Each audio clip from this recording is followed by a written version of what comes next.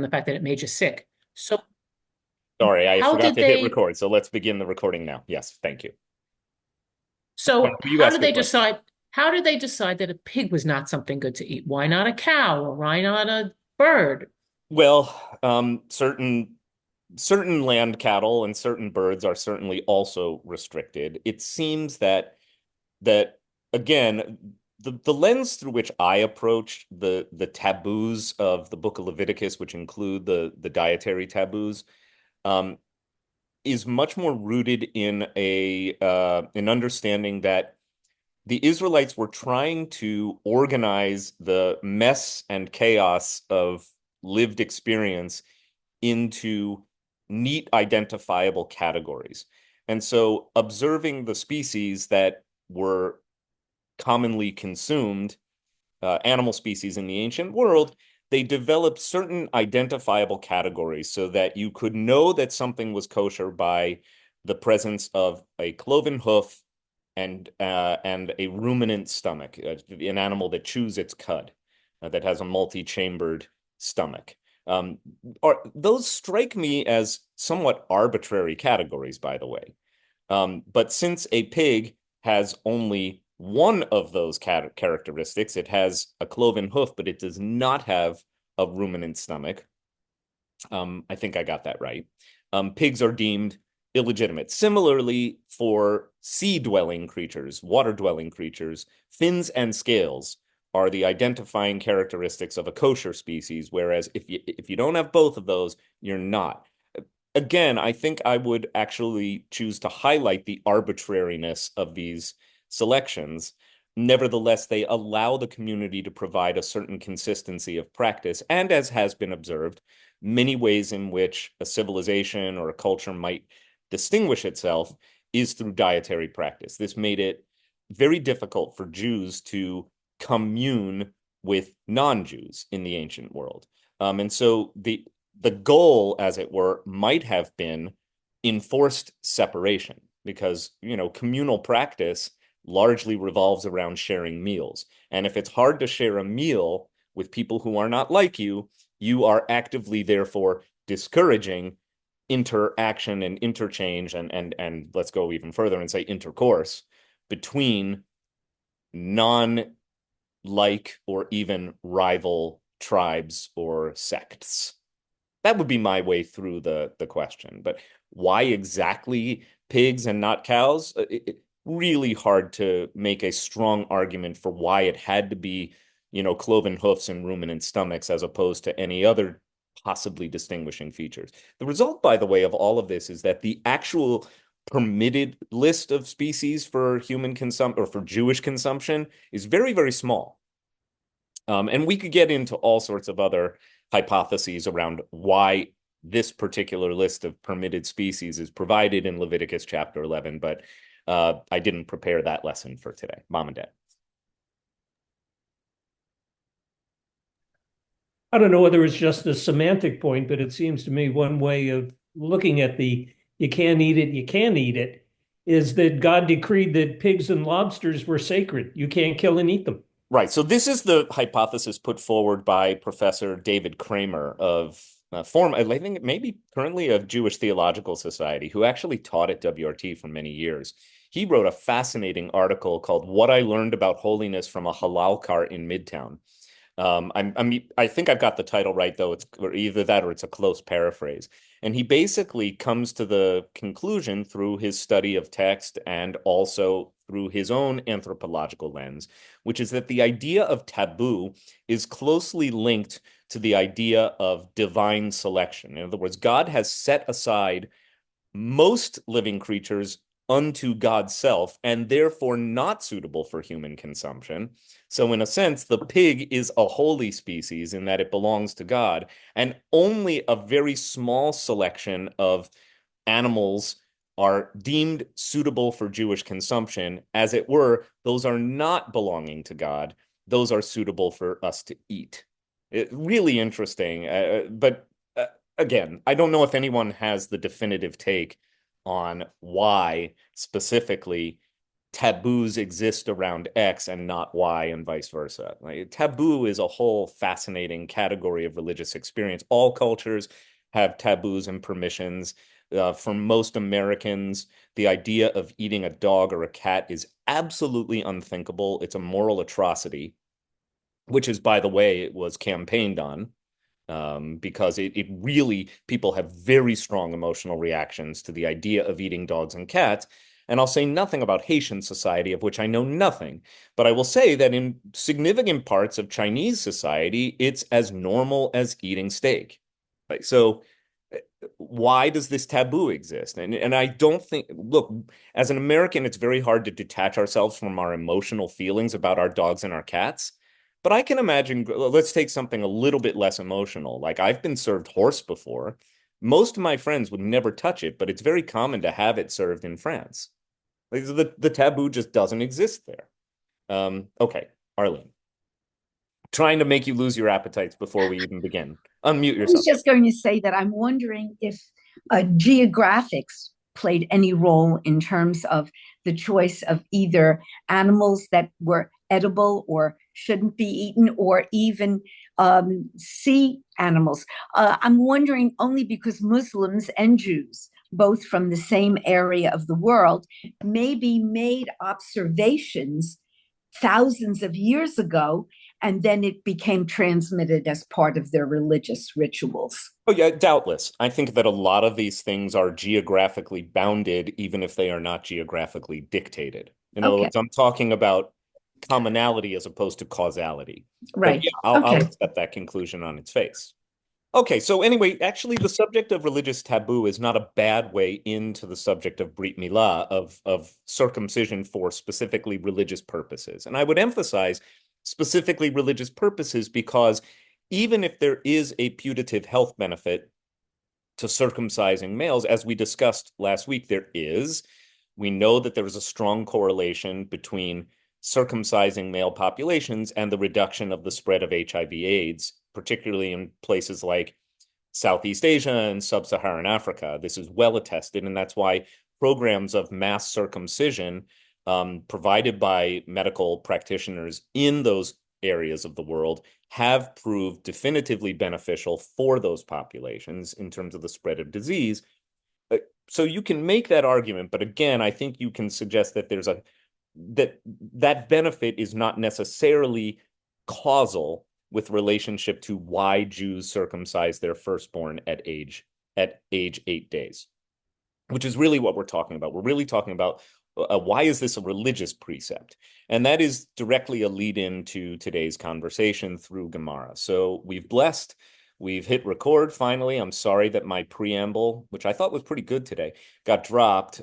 So for those of you who are watching on YouTube, just the long and short of it is go back and watch last week's lesson, which is session 35, by the way, in the long catalog of our online recordings of our Talmud study. So today we're on double chai. Today is lesson 36. And let's look together at Tractate Shabbat from the Babylonian Talmud, page 130a. And that's the text I have up. We're going to do a little bit on this one, though. I warned us even last week. This is a little bit woolly and weird, but that's the way of the Talmud, as Michelle pointed out. This is not easy text. But we're going to start with the Mishnah. Those of you who've been studying Talmud for a long time know that Mishnah is the oldest core, or the center ring of Talmudic discourse. So it traces its origins to the anthologized teachings of the first rabbinic communities over several generations, dating back even before Jesus ever walked the earth and therefore gave us a year zero to count from, all the way till the middle of the 3rd century, the first third or fourth decade of the 3rd century CE. So around 230, 235, the Mishnah is compiled, containing an anthology of rabbinic teaching categorized by topic, which was really its great innovation, was to take all the stuff of Jewish life and provide 6 organized bodies of thought called orders. And then within each order, there are masechtot, or a masechet is a tractate. Literally, the word masechet means webbing. like the connective tissue of your fingers. So the webbing are the individual tractates. This is Tractate Shabbat. It is very big. Usually takes up 2 volumes. I'm holding volume 2 of my hard copy of Tractate Shabbat from the Koren Bavli. And we're going to look at this Mishnah from the beginning of page 130a. Matani, which means a Mishnaic teaching. Rabbi Eliezer Omer. So what does Rabbi Eliezer have to say? Who is Rabbi Eliezer? Again, Sefaria, this brilliant interface for study. This is specifically Rabbi Eliezer ben Hyrcanus, a Tana, meaning an early Mishnaic teacher of the 3rd generation, born around the year 80, that is late 1st century, died early 2nd century, a rabbinic sage, one of the most frequently quoted sages of the Mishnah. I'll just leave that up for a moment for you to look at. But that's how we identify our speakers using Sefaria. He says this, Im lo hevi kli me erev Shabbat. And again, Steinsaltz, who is our translator, as a continuation to the discussion at the end of the previous chapter, which mentioned circumcision in the context of a discussion of the halachot, or laws, of childbirth on the Sabbath, the Mishnah continues to address the halachot of circumcision. Halachot, again, Jewish law. So all it's saying is that this picks up where the previous page left off, as we would expect. Rabbi Eliezer says, if one did not, let's say he, because only he's were moils at the time. So this concerns the mohel, the moil. If he did not bring it, so a child is born, let's say, after sundown on a Friday, before sunset on a Saturday of week 1. Now we're at week 2, so we're arriving at the 8th day after birth, which means that it's time to circumcise the child according to Jewish law. And as we mentioned last week, most labor is restricted on Shabbat. All of us are familiar with this, I'm sure, either in detail or in passing. So even carrying an instrument associated with restricted labor on the Sabbath is itself restricted, right? So Orthodox Jews who are strict in their Sabbath observant won't even pick up a pen on Shabbat because you're not allowed to write on the Sabbath. They will not, for instance, or they will use pre-torn toilet paper. Or I even was at an Orthodox shul not long ago when I noticed that they had a dispenser for toilet paper that didn't require any tearing at all. So it loads with toilet paper that's already individual sheets, and you just pull one out at a time, kind of like a towel dispenser. I was like, well, that's clever. So again, but you wouldn't carry an instrument like a knife or a scissor that can be used to perform restricted labor. So the issue is, what do you do if you have to circumcise a child? That is permitted on the Sabbath. That much is clear. But carrying a restricted instrument like a knife could arouse the suspicion of the community. That's what's on the table here. So Rabbi Eliezer says if he didn't bring the implement for circumcising the child on Shabbat Eve, meaning the ideal scenario is you remember to bring the knife before you light Shabbos candles, right? Before the Sabbath officially begins. That's when you bring your circumcising knife. But if you forgot to, you may bring it on Shabbat, but you should not cover it. Right? Normally, such a thing would be kept in a cloth bag or some way of, not stabbing yourself with an X-Acto knife. You put a cap on it, right? So you put a cover on it normally. But in this case, if you're traveling on Shabbat with a circumcising knife, with a scalpel, leave it uncovered. And as Steinsaltz explains, all of the plain text is gloss by our faithful interpreter translator Adin Steinsaltz of blessed memory, easily the greatest Talmudic mind of the 20th and early 21st century. You bring it uncovered so that it will not arouse suspicion by the community, so that it will be clear to all, as he says, that he is in fact bringing a circumcision scalpel. He's not just bringing an arts and crafts knife, which would, right? So he's bringing a religious implement for a permitted religious purpose. And he goes on to say, so he mevi'o b'Shabbat miguleh. He brings it on the Sabbath uncovered, right? So everyone can see it's a moil's knife. Uva sakana. This is where things get really interesting for us to study. Uva sakana, literally at a time of danger, meaning danger for the Jewish community. Michasehu al pi edim. you cover it in the presence of anyone who might see it. So in other words, well, let's talk about this for a minute. I'm going to take Russell's question, then we'll get into this subject. Yeah, Russell. Well, thank you very much. Can we talk about the shofar? Because my recollection may be wrong, but I think when I was in Hebrew school, I learned that the reason why Orthodox Jews will not blow the shofar on Shabbat is not because it's work to blow the shofar, but to carry it to the shul. Now, if you're holding aloft your circumcision scalpel for all to see, so they know that you're doing it to perform a mitzvah, if that's okay, why not the shofar? Yeah, I grapple with this one too, and as a Reform rabbi, I thoughtfully rule on behalf of the community in favor of blowing shofar on the high holidays, even when the high holidays fall on the Sabbath. So this year we didn't really have this issue because Rosh Hashanah fell midweek. Yom Kippur fell on the Sabbath, but you blow shofar after the end of the holiday. So technically you're ending the holiday, then you can blow shofar. But you would not blow shofar in an Orthodox synagogue, and most conservative synagogues too, though I know some who deviate. You would not blow shofar if Yontif falls on the Sabbath. And the reasons are, in my view, weak. The idea is A, carrying, and B, musical instruments generally are forbidden on the Sabbath because they could be broken, and therefore the impulse would be to repair.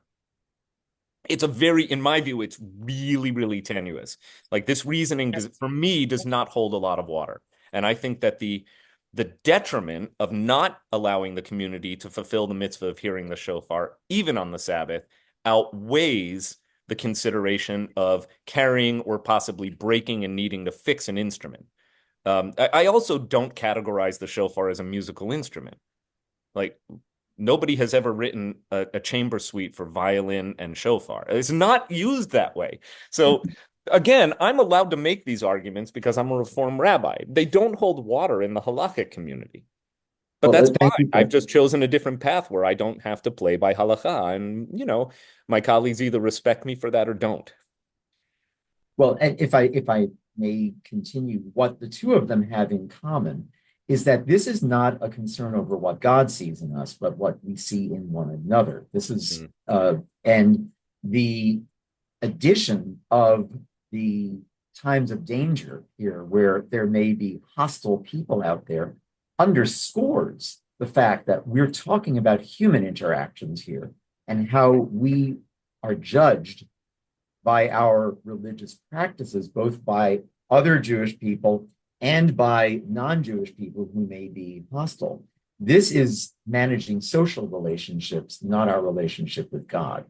I very much agree. And I'll do a yes and in the spirit of improv, since this is not a planned comment, but I would say yes, and I would return us to what we established last week, which was said early in our lesson and repeated throughout, which is that so far as the way the rabbis understand the Torah, circumcision of the male of the house, of any male of the household, is mitzvah number 1 in the Torah. It is the first mitzvah, both chronologically and in terms of its importance. Right. So when we established this last week, that although God does speak in an imperative language to Adam and Eve in the Garden of Eden, and or not even before we learn the names Adam and Eve, we say God says to the first human beings, "Pru u'revu u'milu et haaretz," be fruitful and multiply and fill the earth. So the first mitzvah is procreation.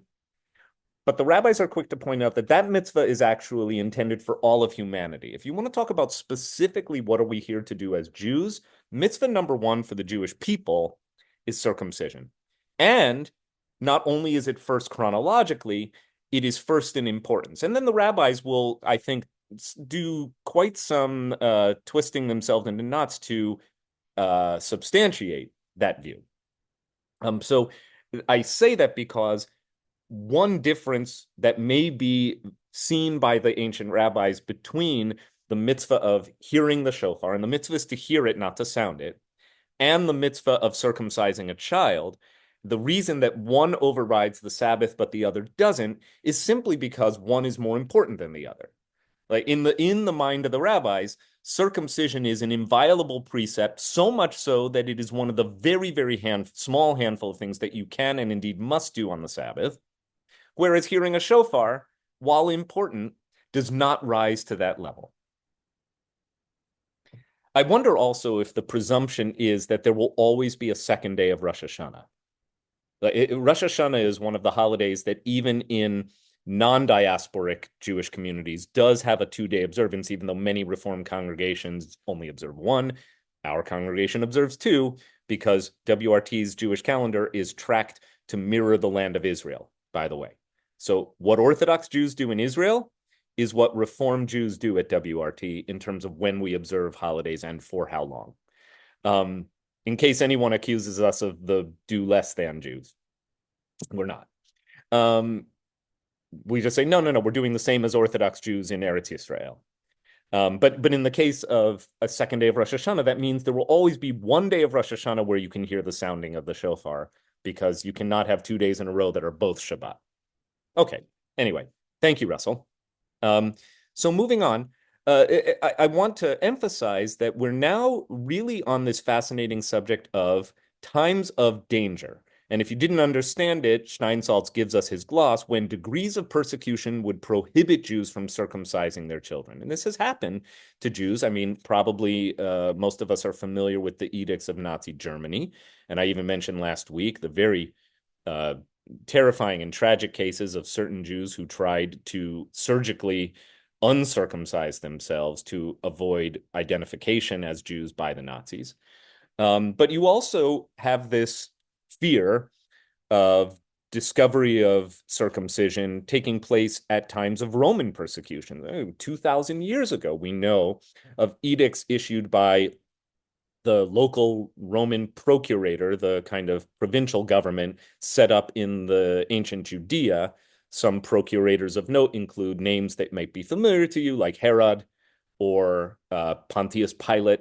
These are all Roman proxy governors, basically agents of the empire, who at times during the long period of Jewish presence in this part of the world would restrict Jewish customs, observances, and public identification as a Jew.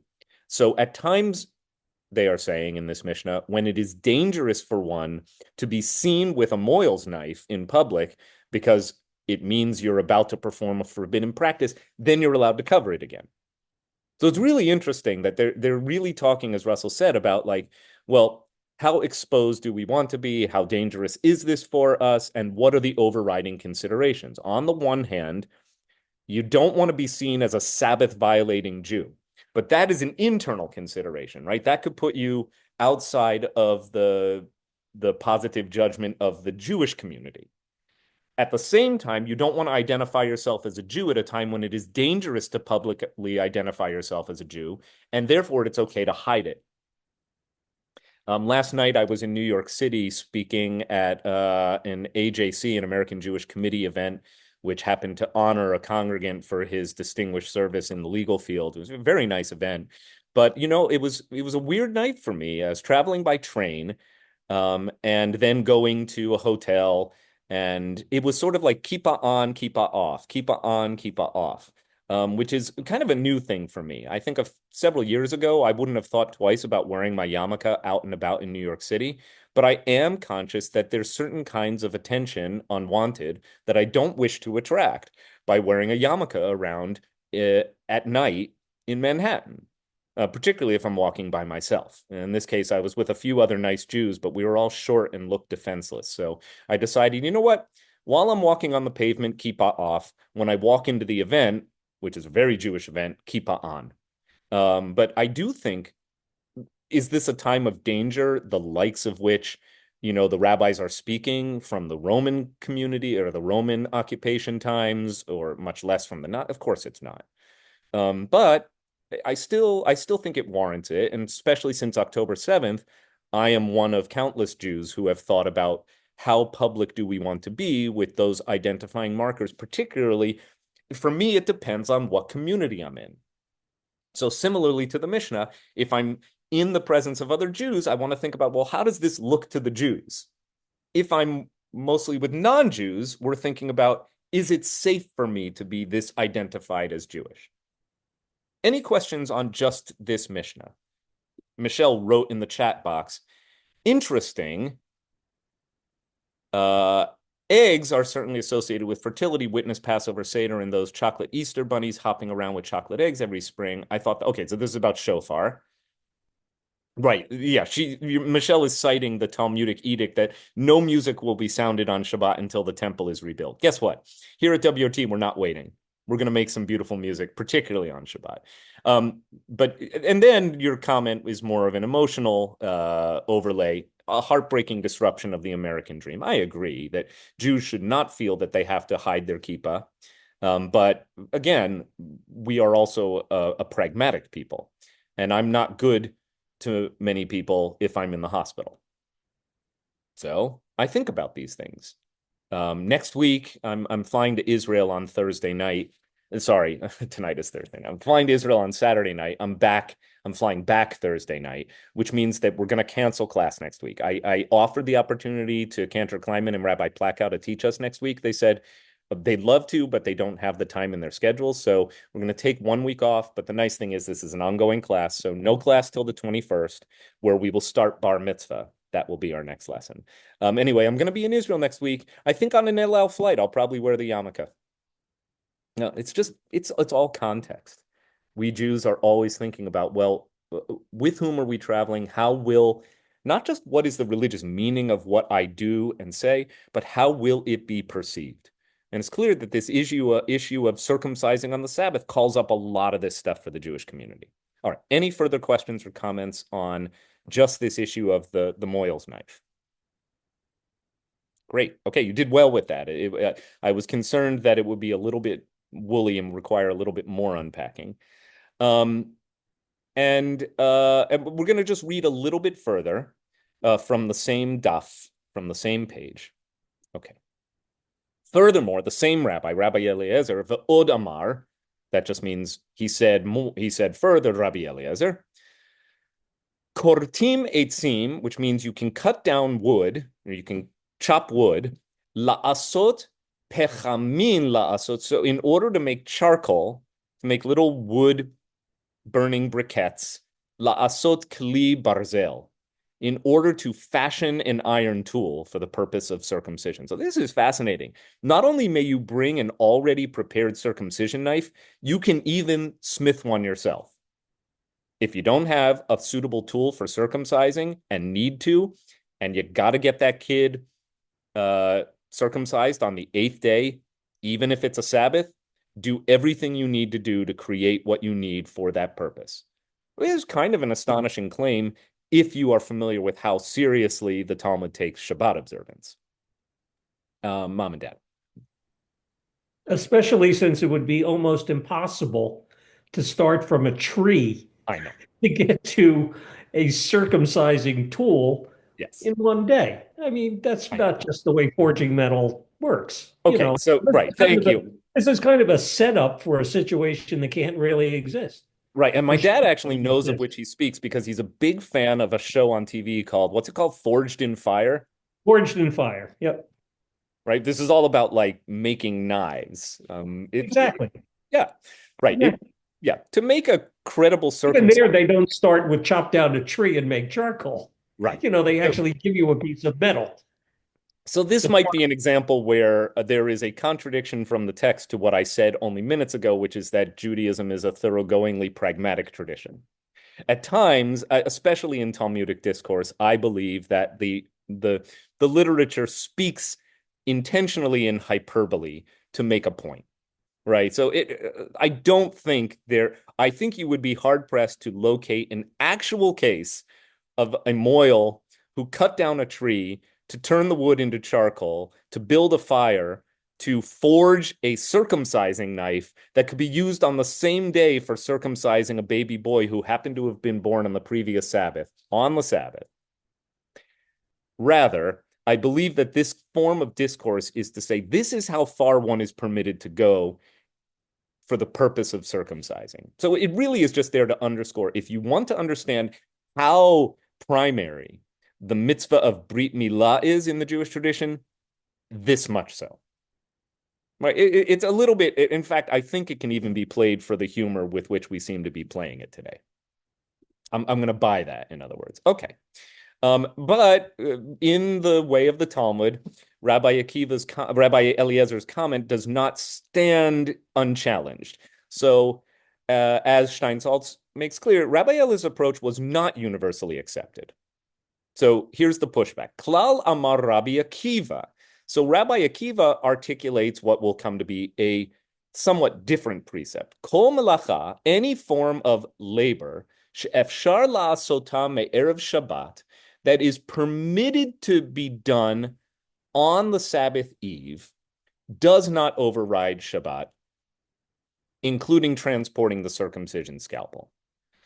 All right, so any labor that would normally be prohibited on the Sabbath, but you're allowed to do right before you light candles, this would not override the Sabbath, including transporting the circumcision scalpel. In other words, if you have the opportunity to bring your moil tools to the house before the Sabbath begins, that's what you should do. However, any prohibited labor involved in the mitzvah of circumcision itself that cannot otherwise be performed on the Sabbath eve does in fact override Shabbat. Okay, and here's where Gemara happens to get very, very woolly. And you can see this goes on and on and on about the scalpel and the witnesses and the covering, and that's why I've elected to skip it all. Okay, so I'm going to move on to the next text from the same passage of Talmud, but this is now 12 full paragraphs down below. So we're now looking at a Mishnaic era teaching. This is a baraita, usually introduced with this word Tanya, which means it was taught, but it's a particular word that signals it was taught in the era of the Mishnaic sages. Tanya, Rabban Shimon ben Gamliel Omer. So this guy, Rabbi Simon ben Gamliel, again, a second generation Tana. He succeeded Rabban Gamliel, so he's Shimon ben Gamliel as the Nasi, which means the head of the Jewish community and the interlocutor with the Roman government, into the time of the Judean wars and up to the temple's destruction. You can see his age overlaps exactly with the Judean uprising in the late 60s and early 70s of the first century. He continued the liberalization of Jewish law due to the increasing difficulties of the time, right? In times of duress and difficulty, Jewish law does tend to relax on pragmatic considerations. This included actions aimed at reducing financial burdens, such as setting an example to be buried in simple shrouds. So one of Shimon ben Gamliel's prominent rulings is that all Jews should be buried as simply and plainly as possible, so as not to incur financial hardship on the Jewish community, where burial would be provided as a service of the Jewish community to the Jewish community, community welfare. Therefore, you don't want elaborate caskets and whatnot taking up community resources. Okay, just gives you a little bit of like, what does Rabbi Shimon ben Gamliel think day to day about how to best to serve the Jewish community through his rulings as one of their chief rabbinic leaders? Okay, he says, Kol mitzvah shekiblu alehem b'simcha. Not very hard words to translate, even for those of us who have a passing familiarity with Hebrew. Let's do it. Kol mitzvah, every mitzvah, shekiblu, like kibel or nikabala in the Lechadodi song, means to receive. So any mitzvah that was received, or in this case, accepted or given upon them, alehem, meaning the community, besimcha, joyfully. So any mitzvah that the Jewish community accepted joyfully, Brit Milah, such as circumcision. How are we going to prove that the Jew? So he's going to make an argument here that there's a difference between doing a mitzvah that the Jewish community has accepted as a joyful obligation, as opposed to reluctantly, if at all, accepting a practice and with resentment. Okay, we're going to see, they're going to contrast the two. So first, they're going to try to substantiate, he's going to try to substantiate that circumcision was accepted joyfully. This may be counterintuitive. You're like, wait a minute, God comes to the Jewish people and says, I want you to do this little thing. Might not be fun, but it's really important. Well, Shimon ben Gamliel is going to say, no, the Jewish people didn't push back at all. In fact, they said, what a great idea. let's celebrate this. And here's the proof text, dichtiv. Okay, sas anochi al imratecha kimotzei shalal rav. A very interesting verse from Psalms, so it's poetry here, which is why I read it in poetry declamation voice.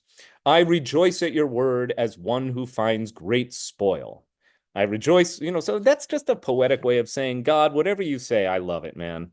But in the way the rabbis use biblical texts, they're going to read it in such a way as to substantiate that specifically this refers not just to any word God said, but specifically the commandment of circumcision, as Steinsaltz explains, and as the sages explained, this, quote, word refers to the mitzvah of circumcision over which they rejoice. Why? Because in Genesis chapter 17, it so happens that God describes the mitzvah of circumcision with the same word, davar. It's a davar, it's a word. Okay, it's a pretty weak connection. But what the rabbis really want to do here is establish that when it came to circumcision, we know this actually from the plain reading of Genesis chapter 17. When God said to Abraham, here's this little thing I need you to do, Abraham was totally down with it. He immediately goes, and not only that, he throws a feast. So for Isaac, who was circumcised at age 8 days, but he also circumcises the now adolescent son from his concubine Hagar, who was an authorized carrier of his older son, Ishmael. And the same chapter, Genesis 17, which we scanned last week but didn't go too deep, he circumcises Ishmael the same day at age 13. And to this day, it is still custom in Muslim communities who look to Ishmael as their patriarch through the same line of Abraham to circumcise at age 13, whereas Jews circumcise following the custom of Isaac at 8 days. Michelle Braun. So this need to find a connection for a proof text, you mean? For a proof text, and I understand, and I have fun with proof texts, but this one from Psalms that about the word Mm-hmm. to creating that, linking that to this particular event is one of the reasons that I have a lot of trouble with studying Talmud. Good on you. What Michelle is really pointing out is the dissonance we may feel, I certainly do, at the way in which rabbinic hermeneutics ask us to read text. Right? So the rabbis do, at least from our Western 21st century vantage point, play fast and loose with texts in ways that simply violate everything we have, come to understand about how to make meaning out of text. Not until the 20th century, I believe French academic Jacques Derrida were readers given permission to be so unwed to the plain sense of text as we find when you're reading rabbinic text. The way the rabbis read text allows for wildly imaginative connections to be forged and plain readings to be disregarded. Whereas when I'm teaching reading or writing, I usually make efforts to get students to read the text and understand its plain meaning as the one that the author intended you to understand. But the rabbis are basically saying, to use a word that unfortunately has also been weaponized in recent political discourse, but to the rabbis, in a sense, and not in a bad way, the Torah is a word salad.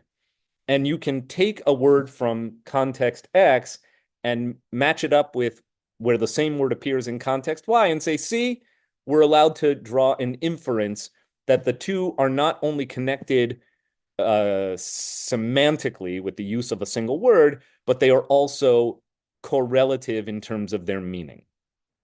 They do the same thing with drawing arguments from adjacency.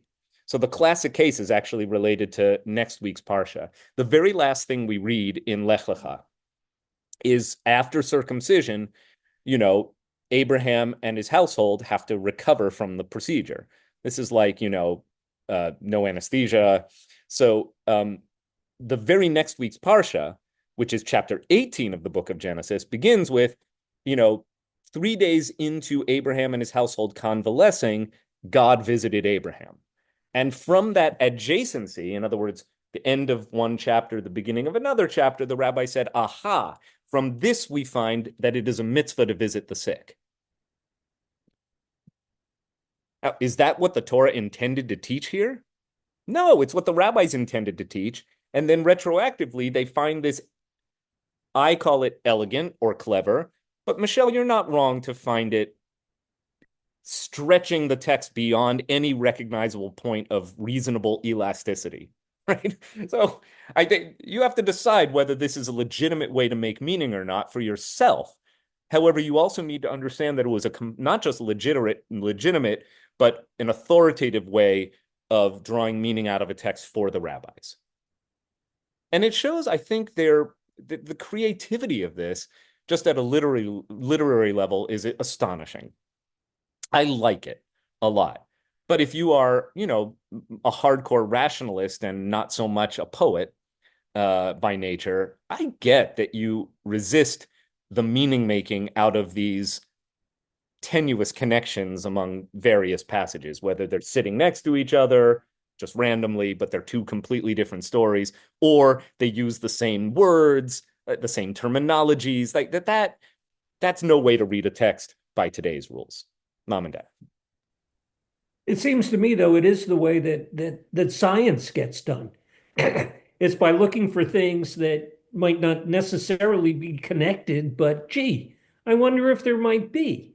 And there's that positing and trying it out. And I think, in a parallel way, the rabbis are kind of doing the same thing. I love that. What and is there that connects? I'll be a rabbi now and just say, how about a both and? Right? That the immense font of creativity that flows from the rabbinic imagination, which would not be possible without these hermeneutics, which stretch normal ways of reading for us Western readers in the modern era. Without that, we probably would not have the same thrill of discovery of meaning in our Jewish tradition.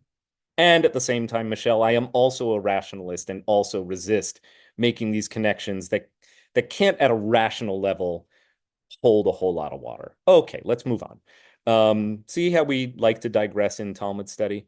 Jeff, if you're still with us, I'm grateful for that. I'm not looking at the class right now, but yes, you're still with us. Okay.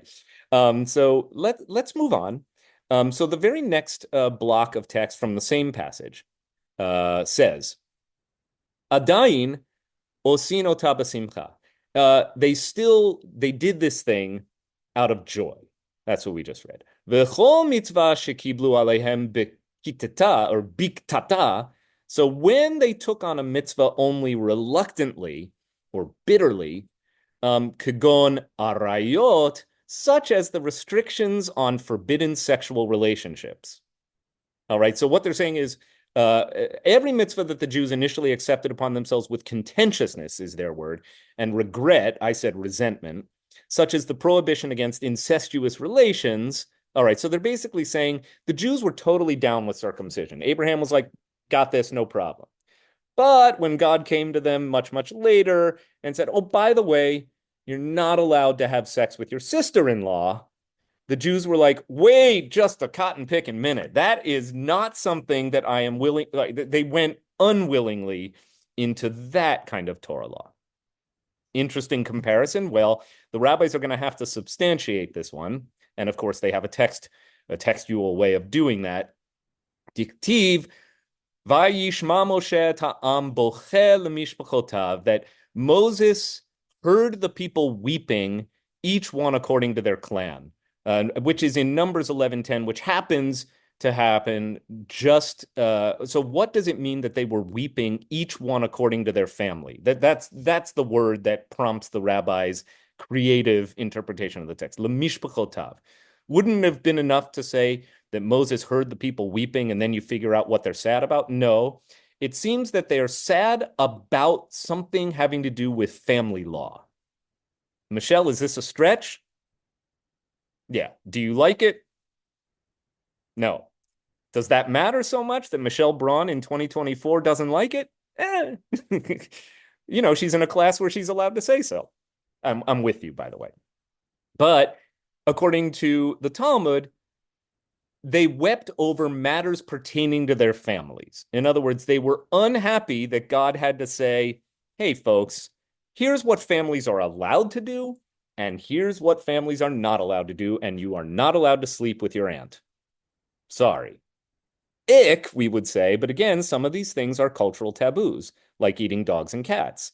There are cultures where incest is more or less prohibited, and the various family relations are drawn either more narrowly or more broadly. In most of Jewish history, marrying as close a relative as one's first cousin was not deemed problematic. It is not a restricted category in the Torah. Today, especially in the modern Jewish community, there's a certain ick factor. And again, this is where sociobiology might voice, well, also, the more distantly you're related to someone, the less likely it will be to multiply genetic abnormalities that could lead to genetic linked disorders. But that's not why the community thinks that, or at least not primarily, right? I don't think it's based on observation that, oh, in marriage, in strict endogamy within a very small, narrow band creates weird-looking kids. Like maybe, but I don't think that's this is in the category of religious taboo. And for the Jewish community, there were certain relations that were outside what was acceptable for a family and certain relations that were inside. And it's actually inversely correlated. The more distantly you're related to someone or not, the more permissible the relation is. More closely you're related to someone, the more restricted the relationship is. And so it was these kinds of family laws restrictions, which take up all of Leviticus chapter 18, by the way, and which, fun fact, is the prescribed Torah reading for the afternoon of Yom Kippur in Orthodox communities. In Orthodox communities, you're supposed to read the restricted sexual relations. The Reform community has long since dispensed with that custom, but it is interesting. Go to an Orthodox shul on the afternoon of Yom Kippur. I mean, don't come to my shul, but go to an Orthodox shul and you will find that you're reading about incest and bestiality and all sorts of people in your family circle you're not supposed to sleep with. And then it goes on to conclude this, and then I'll take a couple comments. They went into this reluctantly and contentiously. The fact is that there is no ketubah, there's no marriage contract and wedding in which contentiousness does not arise. So then the rabbis expand this idea and say, actually, it's not just about incest. Like all family matters are by nature contentious. So any imposition of monogamy and there are things you can and can't do in your family, sexually or otherwise, the Jews accepted only contentiously and resentfully. Interesting, right? Whereas circumcision, that's an easy one. But a ketubah, all the things that pertain to marital and family law, much more difficult for the Jewish community. Mom and Dad, hand up. This is the second time this morning that I've heard echoes of a need to be clearly anti-Egyptian. The first was the prohibition about being buried with anything other than a simple robe, as opposed to the Egyptian entombment with the riches and everything else to carry you to serve you in the afterlife. And this certainly in Egypt, it was extremely common in the royal houses to marry sisters and close relatives. Sure. So maybe this is just another way of the rabbis reminding us, after all, we are not Egyptians. Lovely. And that comes back to where we started today on kosher taboos, which in part may have been motivated by the Jewish insistence on Jewish distinctiveness, Israelite distinctiveness. And the taboo, which is not irrational, against idolatry, the primary conduit to which would have been through intermarriage, right? So the Jews have historically, and even today, strong taboos that promote endogamy, marriage within the community, and restricting exogamy. Great words, by the way. Exogamy means out marriage or marrying outside the community. I prefer these to interfaith marriage because I don't think it has much to do with faith or being inter at all. Endogamy, exogamy. Jews typically have had strong taboos against exogamy and toward endogamy. And some of that is about preserving Jewish distinctiveness, but in antiquity, a lot of it was about God is very insistent. I don't want my people worshiping other gods who are non-gods. I don't want them turning into everyone else. So, and that could, of course, be a projection by the community on their deity. That's my understanding of it. But nevertheless, that's what gets encoded in our core texts. All right, last one for this subject, and we'll have a little bit more time. And guess what? On the 21st, we're going to do a little bit more Brit Milah, but I like doing these long sequential curricula where we can stretch out as opposed to feel like, oh my gosh, if we don't get to bar mitzvah next week, we're hosed. Right? Just keep coming back. Okay, so the very next paragraph, Tanya, you know this word. It was taught in the Mishnaic era, in a Baraita, an extra Mishnaic teaching. Rabbi Shimon ben Elazar Omer, same rabbi. Kol mitzvah shemaseru Yisrael atzman alehem lemita. Okay, bisha'at gezerah malchut. Let's see how this gets translated. Literally, my translator would be any mitzvah that Jews would sacrifice their lives for at the time of a royal decree. How do they translate it here? Any mitzvah for which Jews sacrifice their lives at the time of the decrees of the wicked empire. Well, it doesn't say wicked, but obviously we mean an empire that was hostile to Jews and Jewish practice. So any mitzvah that Jews were willing to give up, to martyr themselves for, kidgon, such as avodah zarah, meaning the restrictions against idolatry. Jews who said, I would rather take the sword than profess, that I accept Jesus or any other deity or God or non-God, milah, and circumcision. So here is an argument from Jewish history. Right? What's really interesting, you'll notice there are no proof texts in this passage. This is an argument not from the text. This is an argument simply based on how Jews have behaved.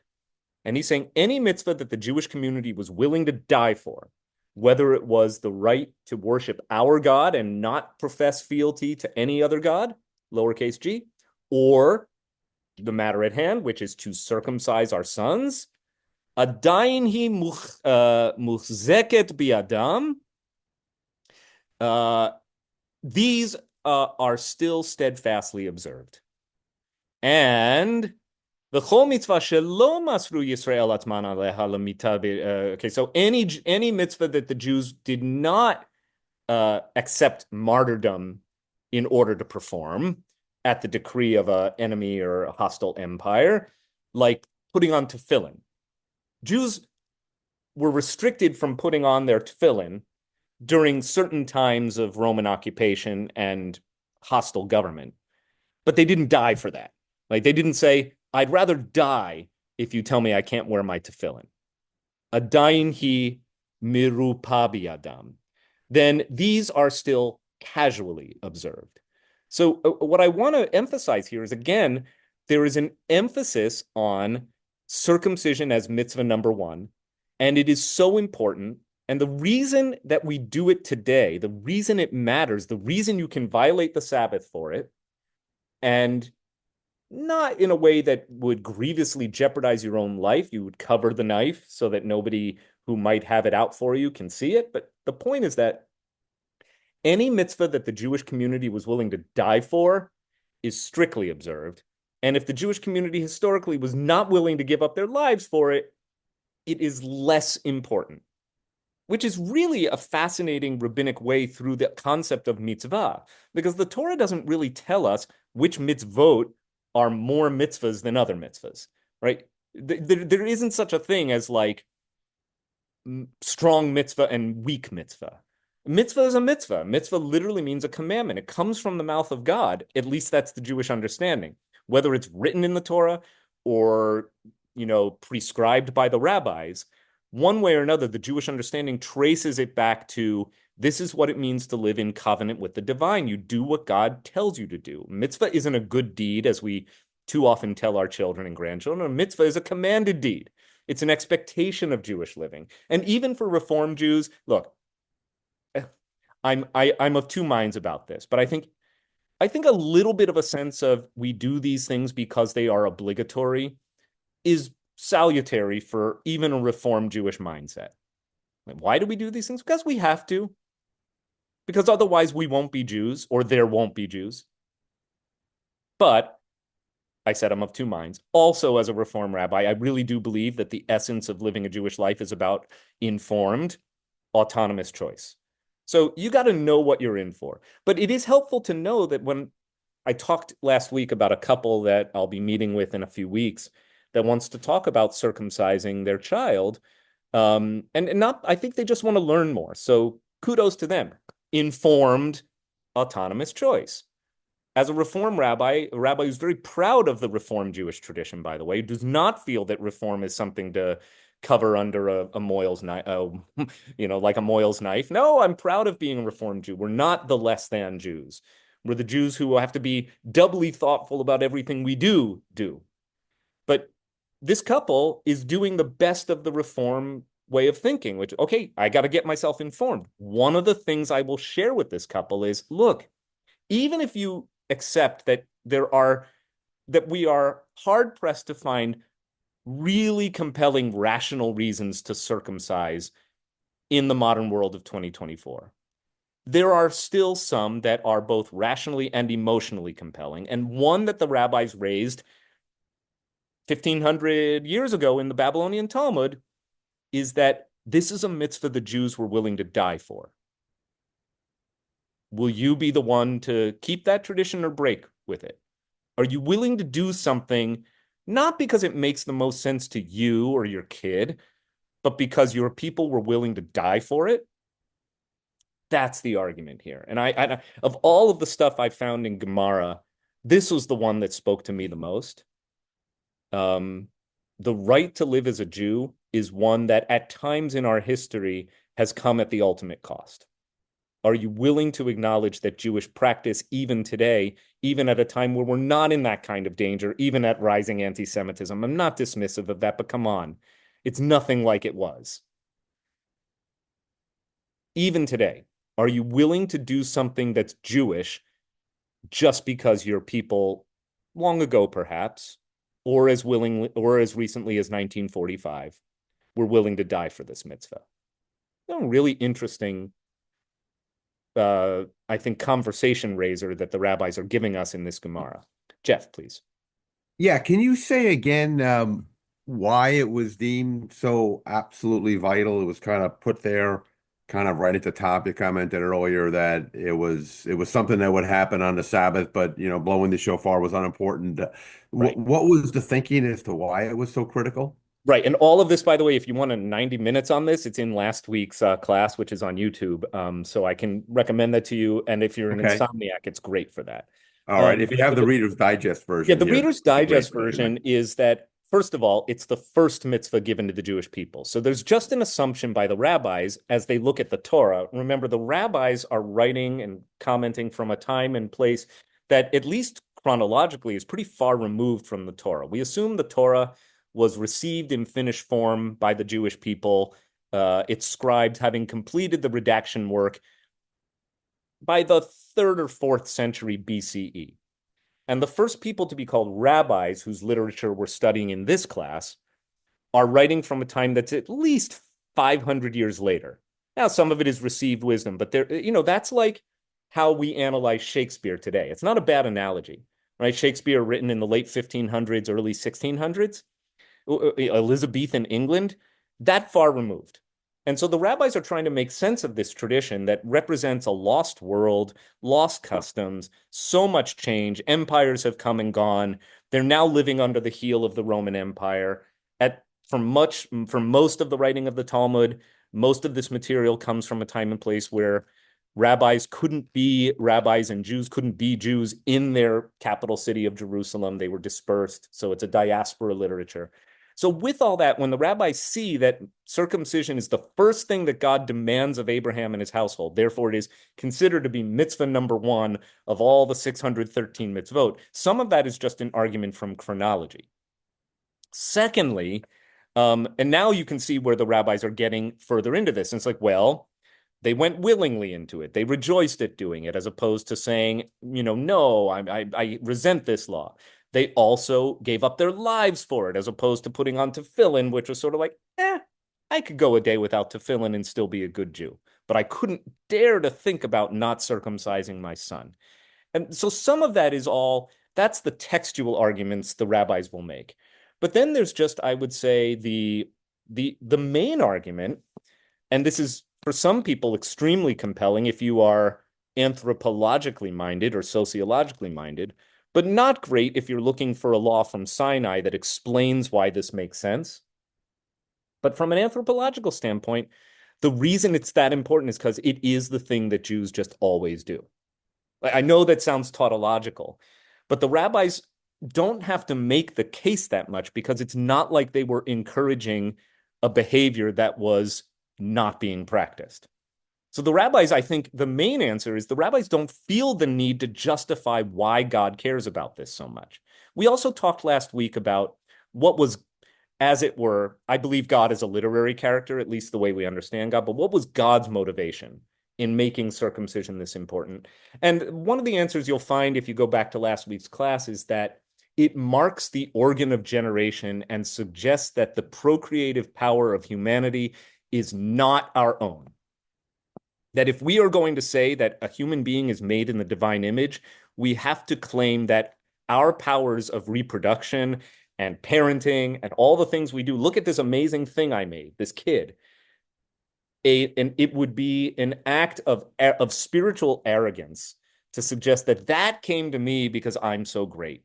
The power to generate new life is one that Jews are rigorously impelled to attribute and acknowledge to the power of the divine that goes beyond ourselves, right? The ability just to be a human being and do the amazing things that humans do. And more than anything else, when people talk to me about the time in their life that they felt closest to God, even if they don't use the word God, the time in their life that was most spiritually, exciting, rewarding, miraculous for them, people talk about miracle as childbirth more than any other.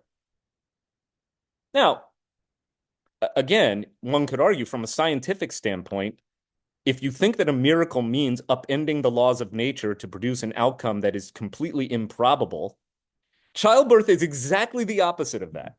Childbirth is the least miraculous thing ever. This is literally what we evolved to do. Right? That's how life works.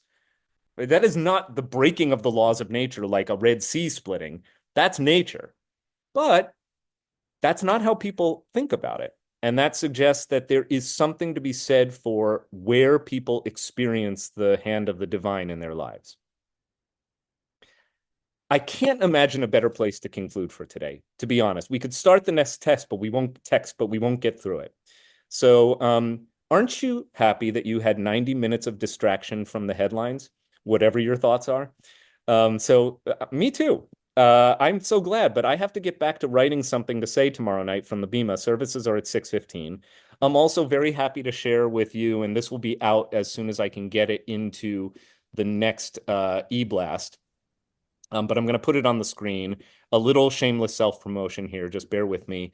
My dear friend Menachem Creditor, who's actually going to be leading this trip to Israel that I'm taking with 6 rabbinic colleagues and 6 non-Jewish, mostly minority clergy people like Black, Hispanic clergymen and women from around Westchester County, sponsored by the UJA Federation of New York Westchester and the Westchester Jewish Council and the Westchester Board of Rabbis. I leave Saturday night. Menachem Creditor, who is the scholar in residence of UJA Federation of New York, is accompanying us on this adventure. It's only 5 days, and that includes air travel. But Menachem has just published an anthology of high holiday sermons delivered the year after October 7th, so just last month. It's been rapidly published, and it includes 500 pages. I believe it's in 2 volumes of sermons that colleagues of mine, many of whom I love and know deeply, and some of whom I do not know, have submitted for publication. And I'm very happy to share that 2 of my sermons, one for Rosh Hashanah and one for Yom Kippur, have been included in this anthology. I'll put the link in the chat box. It's available on Amazon, I think that's the only place it's available, because it's being published through one of their self-publishing engines. But I'm happy to share that with you if you'd like some follow-up reading on this High Holidays, where I think the stakes for preaching were never higher. To read from my colleagues and two from me, I'd be delighted if you are thinking about it as a Hanukkah gift for your kids. So, thanks everyone. Thank you. An early Thank you, Shabbat John. Shalom. Brilliant this morning, John. Thank Great to you. be with you. To vote. Thank you very much. Welcome everyone. Welcome, Jeff. Great to have you. Come in anytime. Lots of people Okay. drop in and out, and we always record our sessions. Thanks, guys. Thanks a Thank you. lot. Appreciate that. Bye. Bye.